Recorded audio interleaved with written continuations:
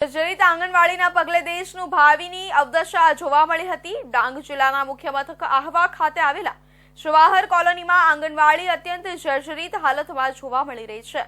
છેલ્લા 1 વર્ષથી બાળકો આંગણવાડી વિહોણા બન્યા છે, ત્યારે બાળકો લોકોના ઓટલા પર બેસીને અભ્યાસ કરવો પડી રહ્યો છે।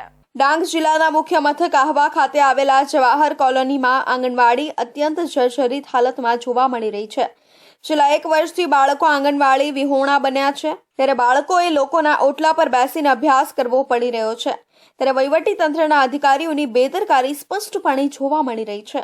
6 વર્ષથી નાની ઉંમરના બાળકોના શિક્ષણ અને પોષણ માટે કેન્દ્ર સરકારના સહયોગથી રાજ્યમાં આંગણવાડી કેન્દ્ર ચલાવવામાં આવે છે। સરકાર દર વર્ષે બાળકોના વિકાસ માટે મસમોટું બજેટ બહાર પાડતી હોય છે, તેમ છતાં રાજ્યમાં અનેક આંગણવાડી કેન્દ્રમાં દુર્દશા જોવા મળી રહી છે અને બીજી બાજુ સરકાર કુપોષણ દૂર કર્યાના આંકડા ઊભા કરીને સબ સહી સલામત હોવાના દાવા કરી રહી છે। ખોબલે મતોથી વિજેતા થયેલા નાયબ મુખ્ય દંડક એવા વિજયભાઈ પટેલ જિલ્લાના મુખ્ય મથકના જવાહર કોલોનીમાં જર્જરિત બનેલી આંગણવાડી મકાનને તોડી નવા મકાન બનાવવા યોગ્ય કાર્યવાહી હાથ ધરે તે જરૂરી છે। ત્યારે વહીવટી તંત્રની બેદરકારી અને ઢીલી નીતિના કારણે ભાવિ ભવિષ્યને પાયાનું શિક્ષણ પણ યોગ્ય રીતે નસીબ નથી થઈ રહ્યું।